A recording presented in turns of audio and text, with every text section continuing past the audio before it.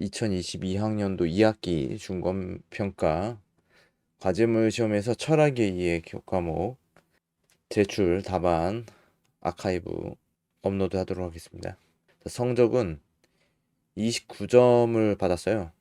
어떤 부분에서 마이너스 1점이 있는지는 정확하게 알 수 없지만 솔직히 내가 이거를 작성을 하고 나서도 대체 무슨 내용인지 이해할 수 없을 만큼 이 철학에 의해 과제물은 상당히 어려웠다 이야기할 수가 있을 것 같습니다. 그러면은 이게 공통형 과제인데 세 문제 중에서 두 문제를 선택해서 자유롭게 작성하는 겁니다. 1번하고 3번을 선택을 했어요. 1번 문제, 교재 1장을 정독한 후 핵심 내용을 일쪽에 요약하고 본인이 생각하는 철학의 의의와 가치에 대해 0.5쪽을 서술한다. A4지 총 1.5쪽 15점. 그러면 총 3쪽이 되는 거겠죠?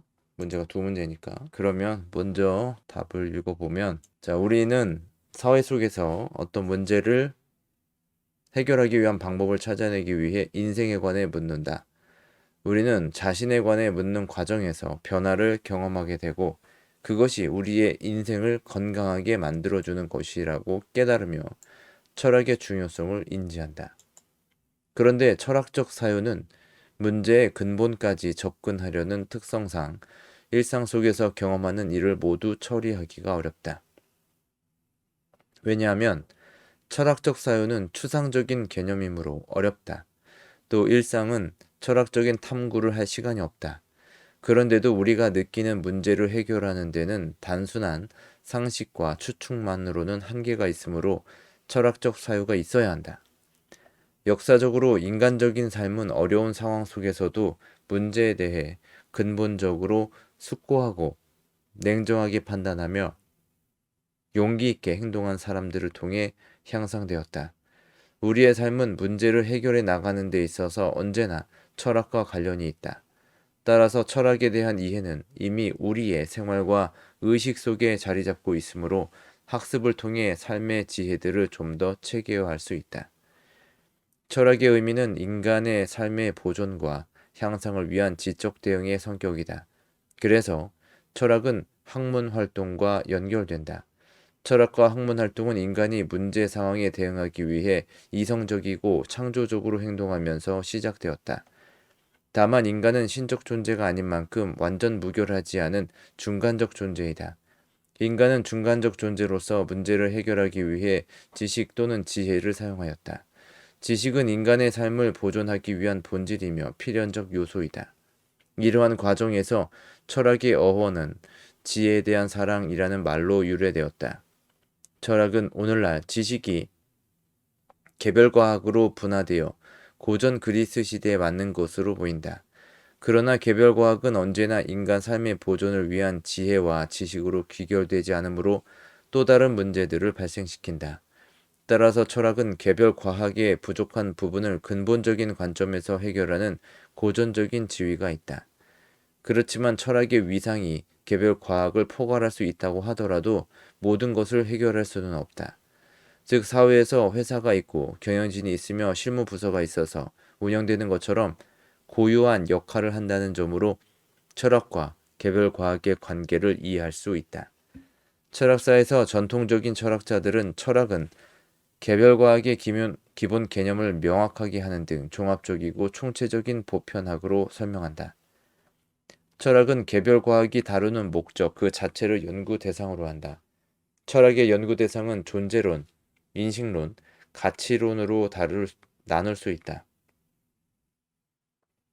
존재론은 대상 일반의 차원에서 대상을 고찰한다.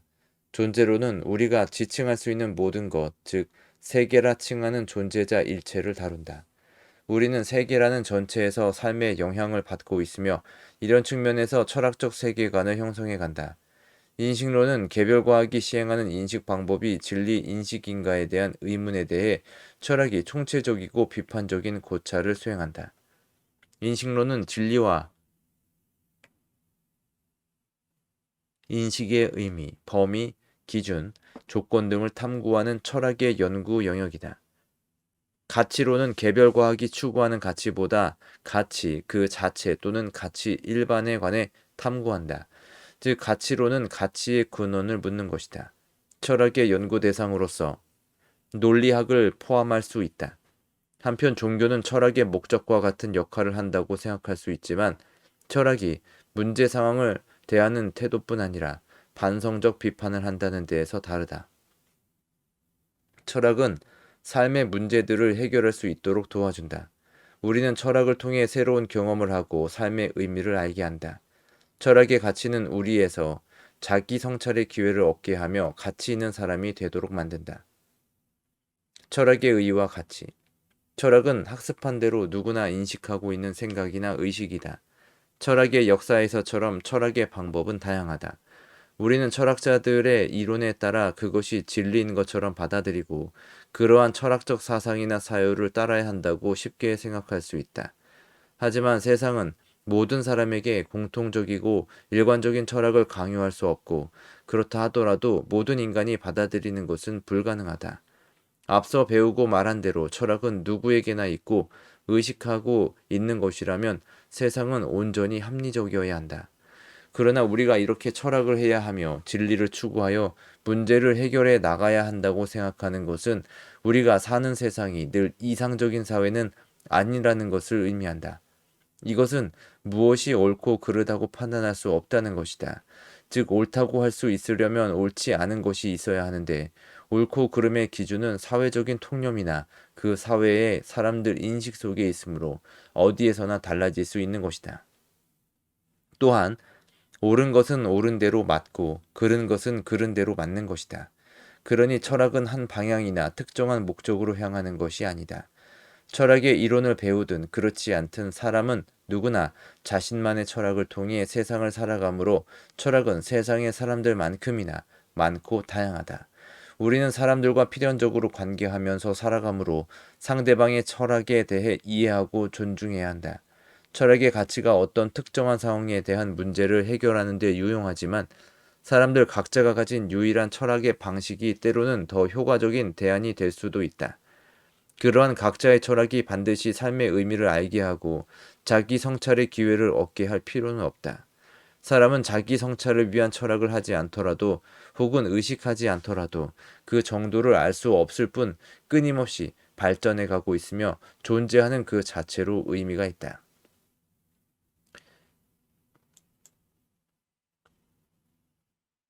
3. 교재 3장을 정독한 후 핵심 내용을 일쪽에 요약하고 유가사상과 도가사상 중 하나를 골라 오늘날 우리 시대에 적용할 수 있다고 생각하는 가치에 대해 0.5쪽을 서술한다. 유가사상은 도덕과 질서를 강조하는 공자와 맹자로 대표된다. 공자는 도덕을 행함으로써 행복을 얻는다고 말한다. 공자는 도덕적인 자신의 본질을 구현하는 만큼 만족스럽게 살 수 있다고 생각한다. 그러나 이러한 생각은 인간의 본성이 도덕적이라는 것을 증명할 수 있어야 한다. 유가는 이것을 인간이 자연의 한 부분이라고 인정한다면 자연스럽게 받아들일 수 있다고 주장한다. 유가는 우주 자연을 생명력이 있는 유기체로 파악한다. 유가는 생명력을 가장 선한 것으로 여기며 우주 자연이 최고선을 말한다. 따라서 유가에서는 인간이 우주 자연의 일부분이므로 생명력의 본질은 인간의 본질이 된다. 자연의 생명력이 모든 생명체를 존재하도록 하므로 자연은 선한 것이라 인간 또한 선한 존재가 된다. 따라서 우리는 그 원리에 맞는 선한 삶을 살 수 있다. 인간은 모든 생명체와 같은 기질을 갖지만 주관이 있고 도덕적으로 행동할 수 있다. 그러므로 인간은 도덕적으로 살아감으로써 삶의 의미를 발견하고 발전한다. 육아 사상은 인본주의 사상이라고도 한다. 육아는 인간, 하늘, 땅을 우주를 떠받치는 새 기둥으로 본다. 육아 사상은 천일 합일이 근본적 목표로서 도덕적 삶인 육아의 도를 추구한다. 육아는 도덕적 삶의 실천 방법으로 인의예지를 따라야 한다고 말한다. 인의예지는 성인들이 만든 예의 법도로서 인간의 도리인 것이다.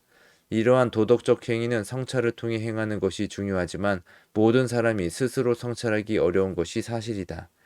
따라서 육아는 성인들의 삶을 배워서 따라하는 것이 도덕적으로 살 수 있는 방법이라고 가르친다.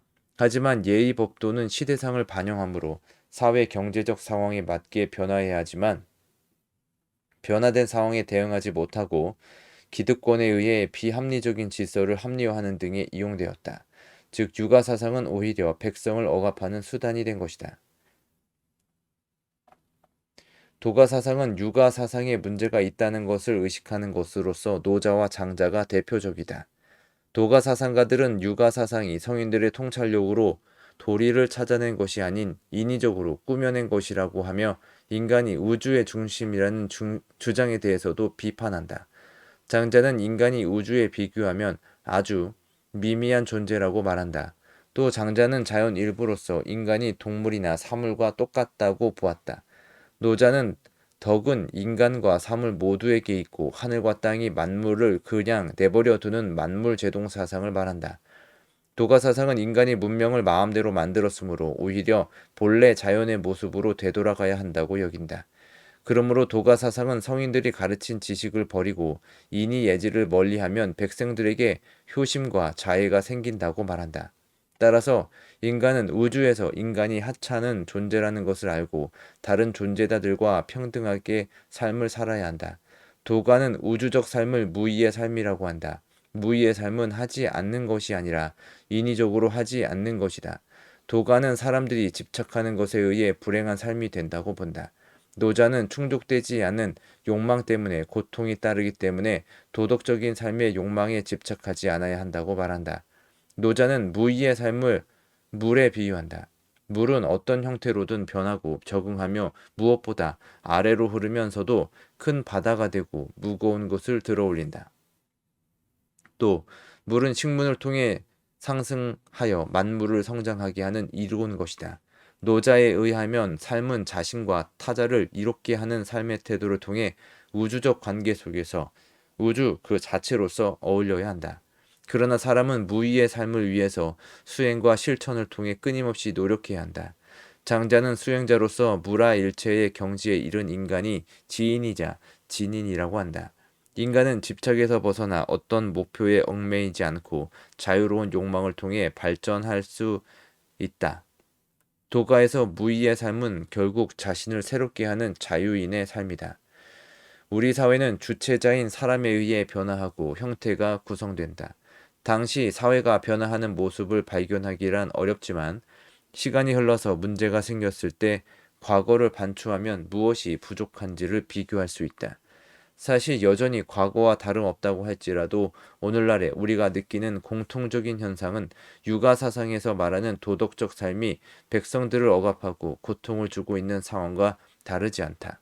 보통 사람들이 도덕적인 삶을 산다고 하더라도 그것이 다른 사람에게 영향을 미치지 않는다면 그것이 과연 의미가 있을까?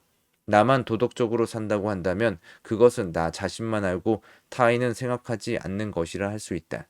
그런데 오늘날 사회의 여러 현상과 사람들의 행동을 보면 그것과 다르지 않아 보인다.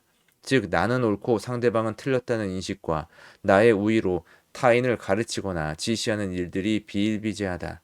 하지만 세상의 모든 것들은 존재하고 있고 각자 그 역할을 하고 있으므로 의미 있다. 각자의 역할은 세상에 어떤 사람도 존재하면서 필요함을 느끼게 되는 것인데 한 나라의 대통령부터 갓난아기까지 모두 살고 태어난 이유가 있다. 심지어 죽은 자조차 의미가 있다. 아이를 낳지 않은 시대에 대통령은 태어난 아기를 보고 복지 정책이나 출산 장려 정책을 펼칠 수도 있다. 또 수해로 인해 목숨을 잃은 사람들을 애도하고 같은 사고가 반복되지 않도록 시설을 보완할 수도 있다. 따라서 비록 인간이 우주에 비교하여 하찮은 존재일 수 있지만 세상을 발전시키게 할 수 있는 우주 차원의 기능이 있다. 그렇지만 우리의 발전을 저해하는 것은 지금의 기득권이 자신만 유리하게 하고 상대를 불리하게 하는 등 타인을 존중하지 않는 것이다. 따라서 다른 사람들과 평등한 위치에서 서로를 필요로 함으로써 자유로워질 수 있는 도가 사상과 비슷한 사상이 오늘날 우리 시대에 적용해야 할 사상이다.